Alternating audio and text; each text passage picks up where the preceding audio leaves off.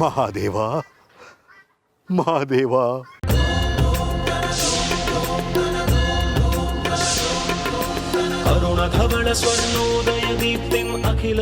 ಈಶ್ವರ, ಇದೇನಿದು? ನಿನ್ನ ಸೃಷ್ಟಿ ತಕ್ಷಕವನದಲ್ಲಿ. ಮಹದಾಶ್ಚರ್ಯ ಮಹದಾಶ್ಚರ್ಯ. ಏನಿದರ ಮರ್ಮ ತಂದೆ? ಯಾವ ಲೋಕ ಕಲ್ಯಾಣಕ್ಕಾಗಿ ನಿನ್ನನ್ನು ಇಲ್ಲಿ ನಿರ್ಮಿಸಿದ್ದಾರೆ?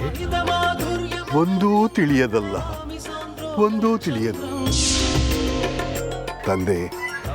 ಆದರೆ ಇದರಲ್ಲೇನೋ ಒಂದು ಮಹತ್ತರವಾದ ಮರ್ಮ ಇರುವುದಂತೂ ನಿಜ. ಭಗವಂತ, ನನ್ನನ್ನೇಕೆ ಇಲ್ಲಿಗೆ ಕರೆಸಿಕೊಂಡೆ? ಹೇಳು ತಂದೆ, ಹೇಳು. ನನ್ನಿಂದ ಏನಾಗಬೇಕು? ಈ ಪಾಮರನ ಹೆಜ್ಜೆಗಳನ್ನು ನೀನಿರುವತ್ತ ಕರೆಸಿಕೊಂಡಿದ್ದೀಯಲ್ಲ. ಹೇಳು ಭಗವಂತ, ಹೇಳು. ನನ್ನಿಂದ ಯಾವ ಕೈಂಕರ್ಯವಾಗಬೇಕು ತಂದೆ? ಹೇಳು.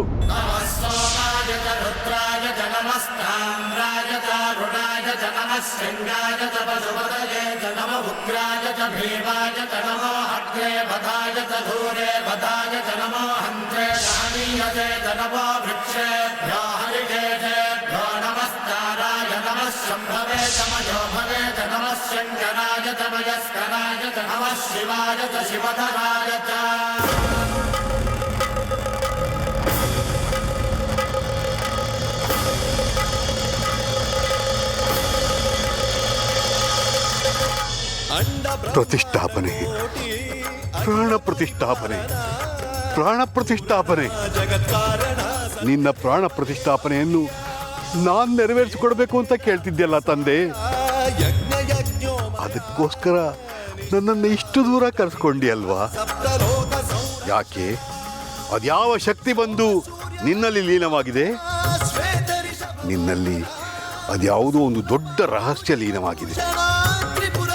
ಯಾವುದದು ತಂದೆ? ನಾನು ನಿನ್ನ ಸೇವಕ, ನೀನು ಈ ಜಗದೊಡೆಯ. ನೀನು ಹೇಳಿದ್ದನ್ನು ಮಾಡುವುದಷ್ಟೇ ನನ್ನ ಕೆಲಸ ತಂದೆ.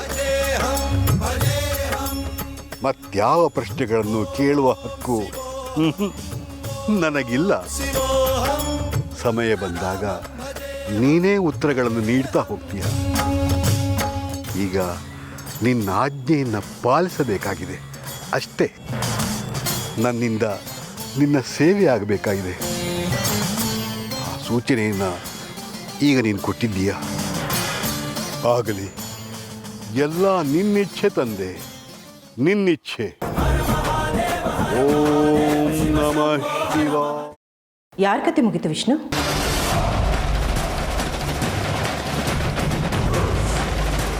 ಅಮ್ಮ ನೀನಾ? ಇಲ್ಲ, ಅದು ಆಫೀಸಲ್ಲಿ ಯಾವುದೋ ಕ್ಲೈಂಟ್ ಬಗ್ಗೆ ಯೋಚನೆ ಮಾಡ್ತಾ ಇದ್ದೆ. ಬಾಮ್ಮ ಬಾ, ಏನು ವಿಚಾರ?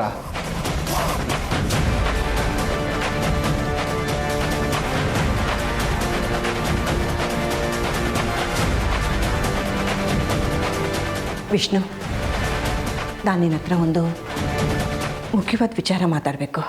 ಮುಖ್ಯವಾದ ವಿಚಾರನ? ಏನಮ್ಮ ಅದು? ನಾಗಿನಿ ವಿಚಾರ.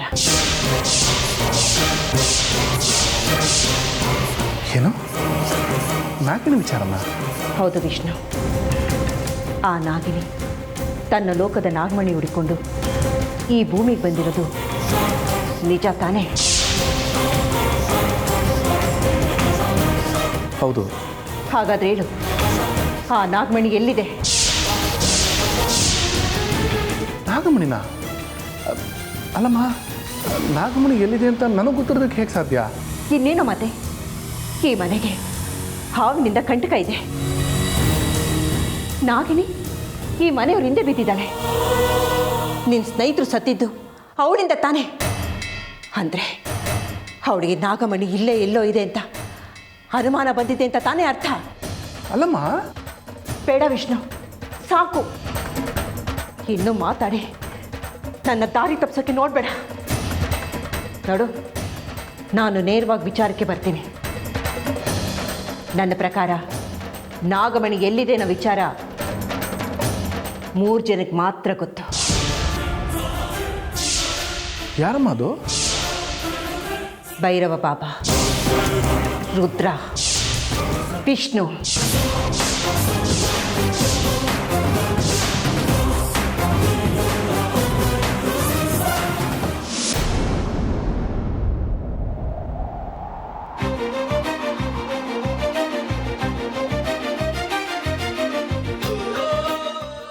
ಬೇಗ ಬನ್ರಿ ಅಮೃತ ಅವರೇ. ಕಾದು ಕಾದು ಈ ಕೆಂಪಾಗಿರೋ ಗುಲಾಬಿ ಕಪ್ಪಾಗೋ ಅಷ್ಟರಲ್ಲಿ ಬನ್ರಿ. ಆವತ್ತು ಕೊಟ್ಟಿದ್ದ ಹುಡುಗರೆ ಎಲ್ಲ ಬರೀ ವಸ್ತುಗಳು ಅಷ್ಟೇ ಕಣ್ರಿ. ಆದರೆ ಇವತ್ತು ಈ ಅರ್ಜುನ್ ತನ್ನನ್ನು ತಾನೇ ನಿಮ್ಗೆ ಒಪ್ಪಿಸ್ಕೊಳ್ಳೋ ದಿನ.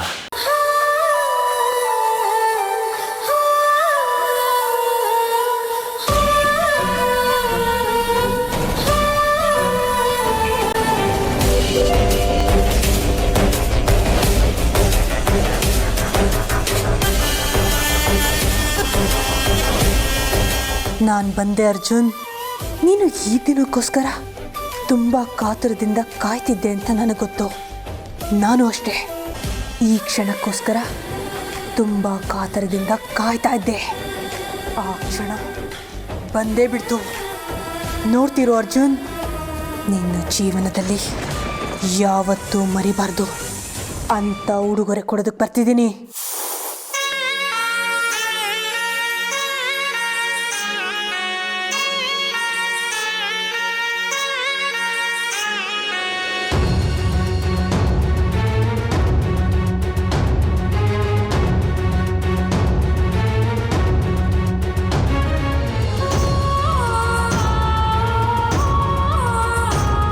ರೀ ಅಮೃತ ಅವರೇ, ಮಿಸ್ ಮಾಯಮ್ಮ,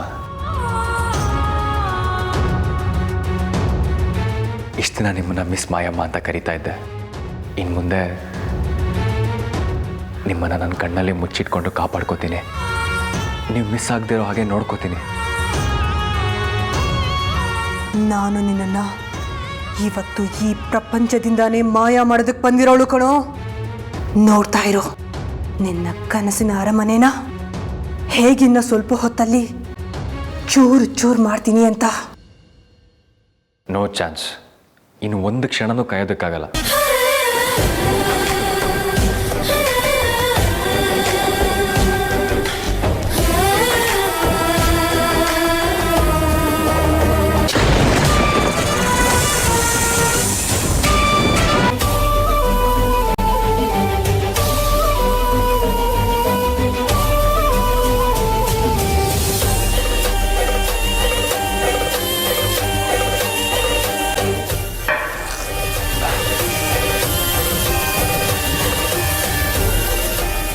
ಇನ್ನೂ ಸತಾಯಿಸ್ಬೇಡ್ರಿ.